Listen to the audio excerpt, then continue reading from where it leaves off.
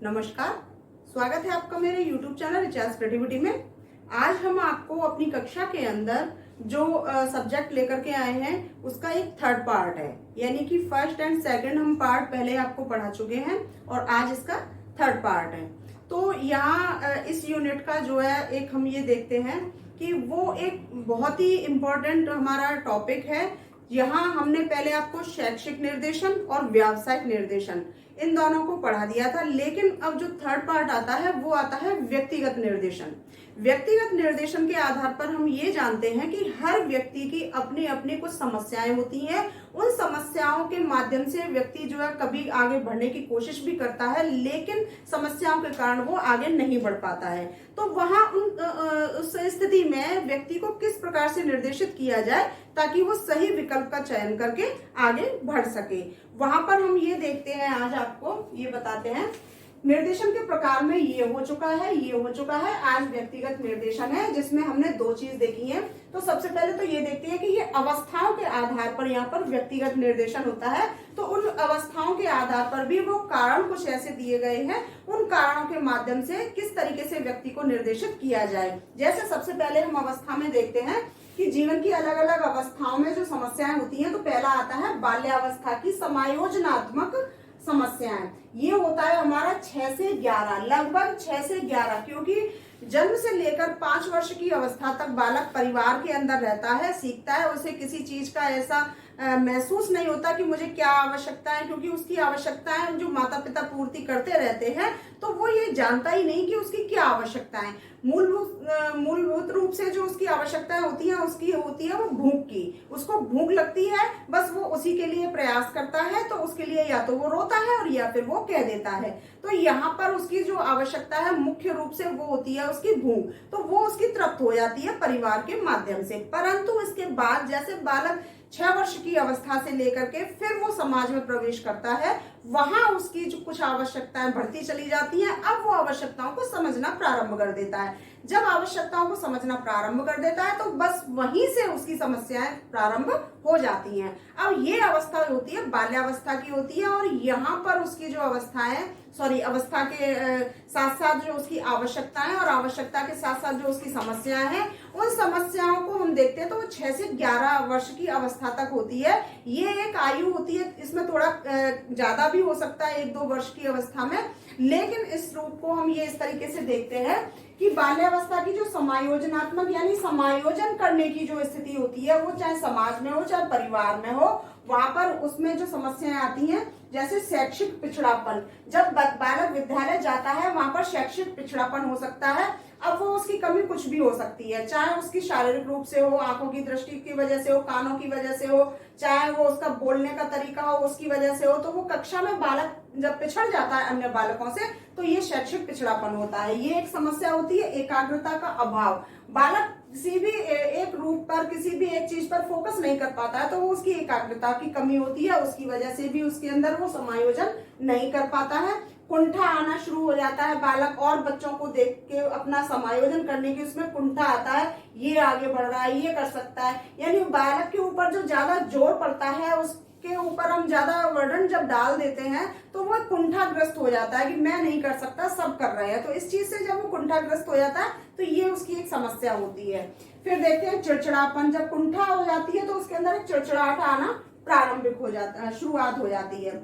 सहनशीलता की कमी, जब बालक के अंदर सहनशीलता, क्योंकि जब वो किसी कार्य को कर नहीं पा रहा, एकाग्रता की कमी है उसके अंदर, तो उसके अंदर सहनशीलता की कमी अपने आप आएगी। वो चिड़चिड़ाहट हो जाएगा और तुरंत आक्रामक होगा।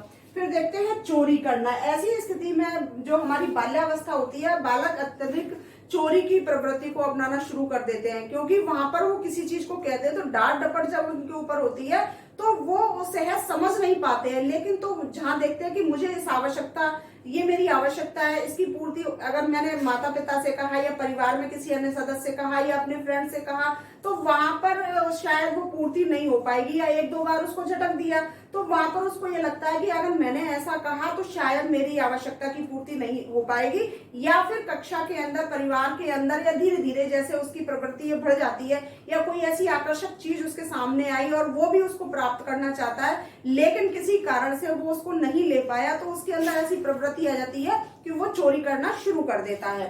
तो फिर उसके बाद आता है झूठ बोलना। जब चोरी आई, उससे पूछा कि आपने ऐसा किया है, तो वो मना कर देता है। क्यों? क्योंकि उसको ये भय लगता है कि मैंने अगर ये बताया तो मुझे कोई ना कोई एक पनिश जो है मुझे किया जाएगा, तो यहाँ पर वो झूठ बोलना भी शुरू कर देता है। फिर आता है कर्तव्य का त्याग। कर्तव्य का त्याग करना उसकी एक आदत बन जाती है, यानी कि जो भी उसको हम कार्य सौंपते हैं उस कार्य को वो नहीं करना चाहता, उसको नकार देता है, तो वहां पर वो अपने कर्तव्यों से विमुख होता चला जाता है। फिर देखते हैं भूख की कमी। जब वो धीरे धीरे उसकी कुछ ऐसी आदत बन जाती है, तो ये इस एज में क्या होता है, बालक जो उसके अंदर भूख की कमी होती है। हम कहते हैं खाना खा लो, तो वो नहीं खाएगा। तो यहाँ कुछ ऐसी उसकी शारीरिक जैसे विकास होता चला जाता है, तो यहाँ पर हार्मोन्स का भी घटना और बढ़ना होता है, तो वहां पर भूख की कमी भी इसमें एक कारण होता है। फिर देते हैं अंगूठा चूसना, नोचना, उद्दंडता आदि। यानी बालक आपने देखे होंगे बहुत से बच्चे जिनके अंदर कुछ कमियां होती हैं, तो वो बालपन में अंगूठा चूसना शुरू कर देते हैं। अपनी हर कमी को वो अंगूठा चूसते हुए, आपने देखा होगा नाखून को चबाते हुए, तो इस तरीके से वो अपनी जो कमियां हैं उनको छुपाने की कोशिश करते हैं।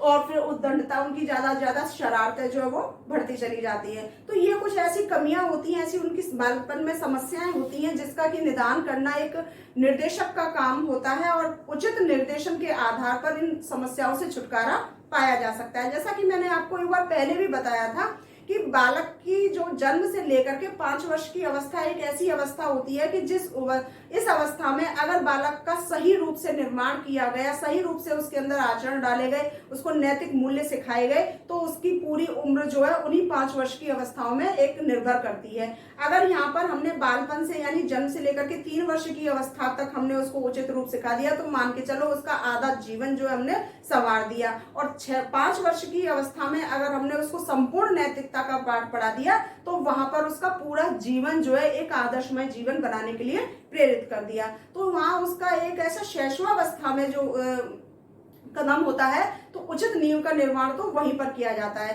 तब जाकर के फिर बाल्यावस्था में ये सारी जो समस्याएं हैं, इन समस्याओं का सामना एक बालक को नहीं करना पड़ता। तो यहाँ पर ये सारी समस्याएं उसकी होती है 6 से 11 वर्ष की अवस्था तक। दूसरा हम देखते हैं किशोरावस्था। ये होती है हमारी 12 से 17 वर्ष तक। ये एक ऐसी अवस्था होती है कि यहाँ पर बालक का एक बहुत ही अलग ही रूप दिखाई देता है, क्योंकि यहाँ पर बालक न तो परिवार का साथ देता है और न परिवार का साथ लेना चाहता है, न वो समाज में समायोजन हो पाता है। उसे अपनी ही दुनिया मस्त लगती है, उसी में ही वो रहना चाहता है। उसे कोई टोक जो है वो भी पसंद नहीं आती है। तो ये एक ऐसी अवस्था होती है जो कि उग्रता की भाषा कह सकते हैं, या इसको हम कह सकते हैं कि भटकाव की एक उम्र होती है। तो यहाँ उसको ज्यादा समस्याओं का सामना करना पड़ता है। जैसे इसमें आती है कि क्रोध, भय, द्वेष, पेट दर्द, आंख दर्द, स्वास्थ्य के प्रति लापरवाही, स्वयं की दूसरों से तुलना। इस तरह की जो समस्याएं होती है, जैसे क्रोध, उसका बहुत कहते हैं नाक पर क्रोध रखा रहता है, छोटी छोटी बातों पर झल्लाहट होती है, तो ये क्रोध उसके अंदर बढ़ता है। फिर देखते हैं द्वेष की भावना होती है, इसके साथ ऐसा कर दूं, वो मतलब कंपैरिजन जो होता है वो एक द्वेष की भावना रखता है।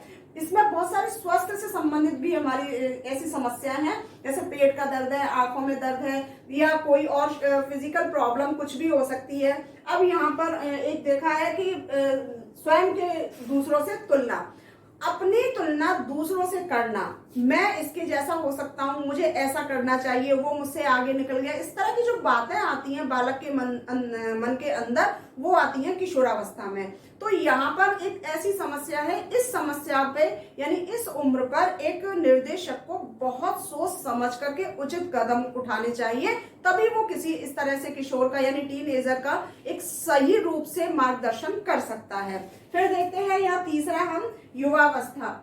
युवावस्था एक ऐसी अवस्था होती है, अब यहाँ पर थोड़ी सी जो एज बताई है वो 40 वर्ष तक बताई गई है, जो 18 से 40 वर्ष है। अब यहाँ पर बहुत सारे दायित्व बढ़ जाते हैं इस उम्र में, जो है जैसे किशोरावस्था से निकलने के बाद उसके इतने सारे दायित्व बढ़ जाते हैं, जिसकी वजह से उसे समस्याओं का सामना करना पड़ता है। तो वो समस्याएं हैं नया परिवार, दायित्व, चिंताएं,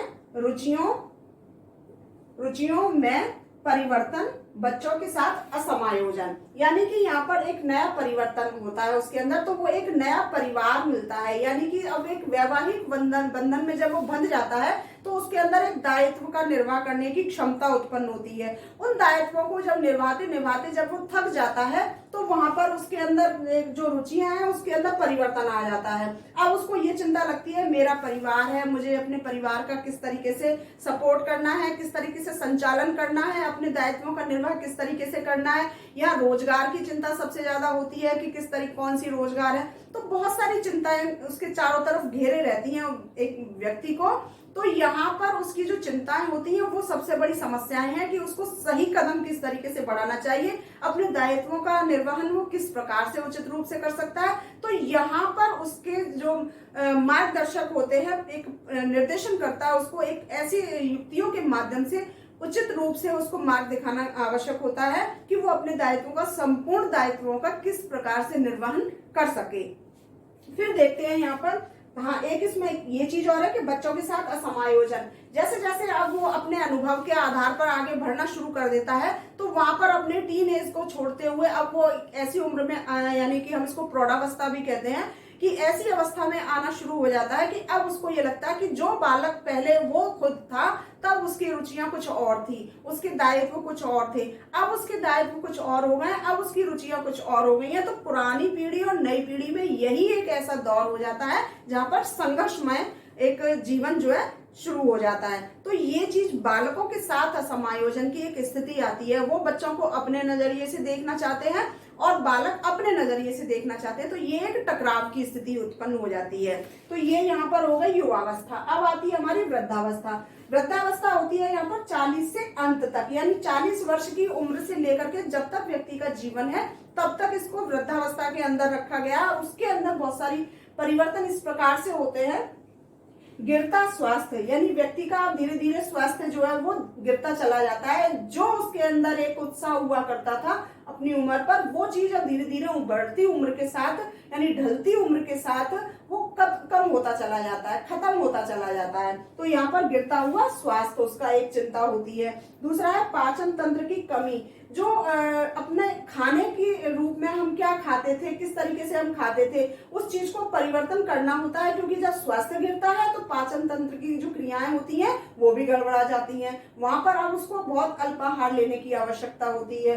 फिर देखते हैं सेवानिवृत्ति, जो उम्र उसने एक ऐसा व्यवसाय अपनाने में कहो या किसी भी जॉब को करते हुए कहो या अपने दायित्वों का निर्वहन करने के लिए या कोई भी रोजगार हो सकता है, उससे जब वो अपनी उम्र के साथ साथ जैसे ढलता जाता है, उसका शरीर साथ नहीं देता है, तो अपने उस चाहे वो जॉब से है तो रिटायरमेंट होना पड़ता है। अगर वो किसी भी व्यवसाय को कर रहा है तो हो सकता है कुछ लंबे समय तक भी किया जा सकता है या घर बैठ करके भी किया जा सकता है, या शरीर का ढलना होता है, जो शरीर साथ नहीं देता है तो घर भी बैठना पड़ता है। तो इस तरह की जो हमारी शारीरिक क्रियाएं जब साथ नहीं देती हैं हमारा, तो वहां पर मानसिक चिड़चिड़ाहट होता है कि अब हमें अपने कार्य से हम निवृत्त हो चुके हैं, तो और जो हम करना चाहते हैं परंतु गिरते हुए स्वास्थ्य की वजह से नहीं कर पा रहे हैं, तो यहाँ पर उसका एक ऐसा सेवानिवृत्ति आ गई। गतिशीलता में कमी, किसी कार्य को करते हुए लगातार करते हुए एक उत्साहजनक करते हुए तेजी से करते हुए जिस कार्य को कर रहे थे अब वो धीमी चाल ले चुका है इस उम्र पर आकर के, तो इसकी वजह से भी एक व्यक्ति के अंदर चिड़चिड़ाहट आती है।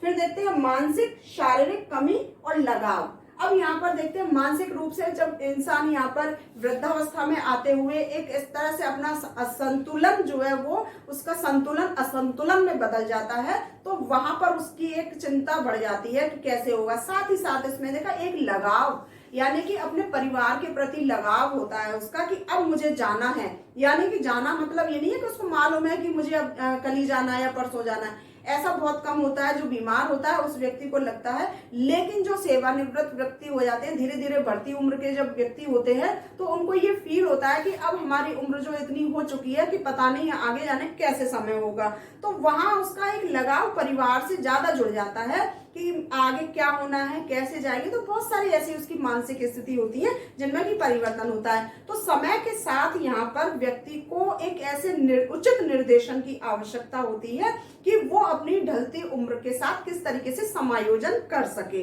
तो ये 4 अवस्थाएं इसके अंदर बताई गई हैं। चारों अवस्थाओं के अंतर्गत बाल्यावस्था 6 से 11, किशोरावस्था 12 से 17, युवावस्था 18 से 40 और वृद्धावस्था 40 से अंत तक। तो ये सारी इसकी समस्याएं थी, इनको सही रूप से निर्देशित किया जाता है तो यहाँ पर समायोजन हम एक व्यक्ति का उचित रूप से हो सकता है। फिर हम देखते हैं यहाँ पर अवकाश का सदुपयोग। अगर व्यक्ति ऐसे किसी अवसाद में फंसा हुआ है, ऐसी चिंताओं में फंसा हुआ है कि वहां उसको निकलना मुश्किल हो रहा है, तो वहां निर्देशन की आवश्यकता होती है। लेकिन हर व्यक्ति के पास कहीं ना कोई मौका होता है, उस मौके को अवकाश का नाम दिया जाता है। उस अवकाश का उपयोग किस प्रकार से कर सकता है, तो वहां यहाँ पर हम देखते हैं कि साहित्यिक गतिविधियां, सांस्कृतिक गतिविधियां, कलात्मक गतिविधियां, शैक्षिक व वैज्ञानिक गतिविधियां और खेलकूद गतिविधियां, विभिन्न प्रकार की गतिविधियों से अवगत कराया गया है। अब हम यहाँ पर ये देखते हैं कि साहित्यिक गतिविधियों में यानी व्यक्ति कविता पाठ कर सकता है, लिखना पढ़ना, लघु कथाएं आदि है, इस तरह की एक्टिविटीज कर सकता है। सांस्कृतिक गतिविधियों में नाटक देखना, संगीत सुनना, समारोह में जाना, सांस्कृतिक नमूने इकट्ठे करना, इस तरह के हम उसको प्रेरित कर सकते हैं। तो ये एक निर्देशक के कार्य है जिसको कि वो अपने किसी भी व्यक्ति को अगर निर्देशित कर रहा है तो उसको ये सारी गतिविधियों से अवगत कराना, जिसमें व्यक्ति की रुचि होगी वो उसी क्षेत्र को अपना लेता है। तो साहित्यिक में यहाँ पर नाटक देखना भी पसंद किया जा सकता है, संगीत सुनना है, समारोह में जाना है ताकि मन जो है डाइवर्ट हो सके। फिर सांस्कृतिक नमूने इकट्ठे करना, विभिन्न प्रकार की संस्कृति हमारे देश में विराजमान है, उससे संबंधित बहुत सारे ऐसे नमूने हैं कि अगर वो उन सबको कलेक्ट करना शुरू कर दे तो एक ऐसी विरासत इकट्ठा कर सकता है कि कुछ लोग उसके पास आना जब शुरू करते हैं और उसको ये लगता है, इंटरेस्ट जागता है उसके अंदर, तो उसको और व्यक्ति जब उसके पास आना शुरू कर देते हैं और पूछते हैं तो उसका भी समय सदुपयोग हो सकता है और साथ ही साथ एक नई जानकारी भी उसको मिल सकती है और अपने आप को कभी भी वो ऐसा व्यक्ति अकेला महसूस नहीं होने देता। फिर देखते हैं कलात्मक विधियां, जिस व्यक्ति के अंदर जैसी गतिविधियां हैं उसी के अकॉर्डिंग उसको क्षेत्र चुना जाता है और उसका मार्गदर्शन दिया जाता है। चित्रकारी है, कलात्मक में चित्रकारी है, फोटोग्राफी है, मूर्ति बनाना है, सौंदर्य व्यवसाय है। इधर शैक्षिक व वैज्ञानिक गतिविधियों में देखते हैं तो वाद विवाद प्रतियोगिताएं हैं, भाषण प्रतियोगिताएं हैं, कंप्यूटर कोर्स सीखना है, साज सज्जा है। किसी भी उम्र में पढ़ाई की कोई भी एक सीमा नहीं है, जब व्यक्ति का मन करे वो उसी क्रिया को करना शुरू कर सकता है। जिसका मन नई नई टेक्नोलॉजी में जो है कि हमें इस टेक्नोलॉजी को सीखना है तो वहां पर वो अपना कदम आराम से बढ़ा सकता है, क्योंकि वहां उसका अपना खुद का एक इंटरेस्ट होता है और उस इंटरेस्ट के जरिए ही वो उस क्षेत्र में कदम रख सकता है। चाहे वो नई कोई भी हमारे लिए आधुनिक तकनीकी कोई भी क्यों ना हो, उसमें कंप्यूटर भी है, विभिन्न प्रकार के बहुत सारे हमारी ऐसी नॉलेज है जिससे हम अवगत करा सकते हैं। तो वहां उस रुचि के माध्यम से उस चीज को किया जा सकता है। फिर देखते हैं खेलकूद गतिविधियों में, खेलकूद में भाग लेना, योगा करना, सिक्के टिकटें इकट्ठा करना, पुरानी वस्तुओं से नई वस्तुएं तैयार करना। यहाँ पर चाहे मेल हो चाहे फीमेल हो चाहे कोई चाइल्ड हो, उसके अकॉर्डिंग ही, उसकी रुचियों के अकॉर्डिंग ही उसको उस क्षेत्र में प्रवेश किया जाता है या उचित रूप से निर्देशन दिया जाता है। अब यहाँ पर विभिन्न प्रकार की जैसे खेलकूद में भाग लेना, आपने देखा होगा विभिन्न प्रकार के ऐसे व्यक्तियों को जो कि एजेड हो चुके हैं, परंतु खेल कूद में जो उनकी रुचि होती है उसमें हर प्रकार से वो जैसा उनसे संभव हो सकता है उस गतिविधि में वो हिस्सा बनते हैं। फिर उसके बाद योगा करना, योगा बहुत जरूरी होता है हमारे बचपन से लेकर के और वृद्धावस्था तक। अगर योगा करते हैं तो बहुत सारी बीमारियों को हम शुरू से ही हटाते चले जाते हैं, तो योगा करना जो है बहुत जरूरी है। फिर उसमें भी भाग ले सकते हैं, सिक्के इकट्ठा करना, टिकटें इकट्ठा करना, और जो पुरानी वस्तुएं हैं उनको हम फिर से कैसे सदुपयोग कर सकते हैं, उनको नया रूप किस तरह से दे सकते हैं, वेस्ट मटेरियल को हम किस तरीके से यूजफुल बना सकते हैं।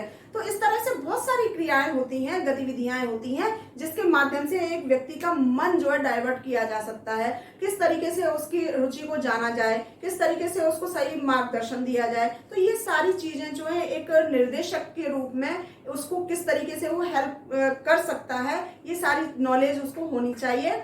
तो यहाँ बहुत सारी गतिविधियों से अवगत कराया कि अवकाश के समय में किस तरीके से कौन सी गतिविधि को अपनाया जाए, और साथ में ऐसी कौन कौन सी अवस्थाएं हैं जिसके अंदर उस अवस्थाओं में कौन सी ऐसी समस्याएं हैं जिस समस्या को देख करके समझ करके एक निर्देशक जो है अपने रूप से, अपने विचार से, अपने तरीके से उसको निर्देशित कर सके। तो यहाँ पर मैंने ये हमारा बहुत ही अहम एक ऐसा पॉइंट है जो कि पूछ लिया जाता है एग्जाम में। तो आज मैंने आपको इस वीडियो के अंदर लास्ट में ये पूरा पॉइंट करा दिया है। तीनों पॉइंट हमारे हो चुके हैं। यहाँ पर हमारा पहला शैक्षिक हुआ था भाग 1 में, भाग 2 में व्यावसायिक हुआ था और आज भाग 3 में आपका हो गया यहाँ व्यक्तिगत निर्देशन। ये आप देख रहे हैं। तो यहाँ पर मैंने ये तीनों पॉइंट करा दिए हैं। अब अगली वीडियो में हमारी पूरी एक जो इस यूनिट में है वो समाप्त हो जाएगा। तो उम्मीद करती हूँ आपको ये वीडियो पसंद भी आई होगी और जो चीज आपको समझ में नहीं आई है तो आप मुझे उस बात को फिर से बताइए कमेंट बॉक्स में, मैं और समझाने की कोशिश करूंगी। या आप जो भी आपको और नया सिलेबस चाहिए तो आप मुझे उसको भी, आप मेरी ईमेल आईडी अगर चाहते हैं तो मैं उसको फिर से दे दूंगी। तो वहां मुझे अपना सिलेबस भेज सकते हैं ताकि मैं उस सिलेबस को कराने की पूरी कोशिश कर सकूं।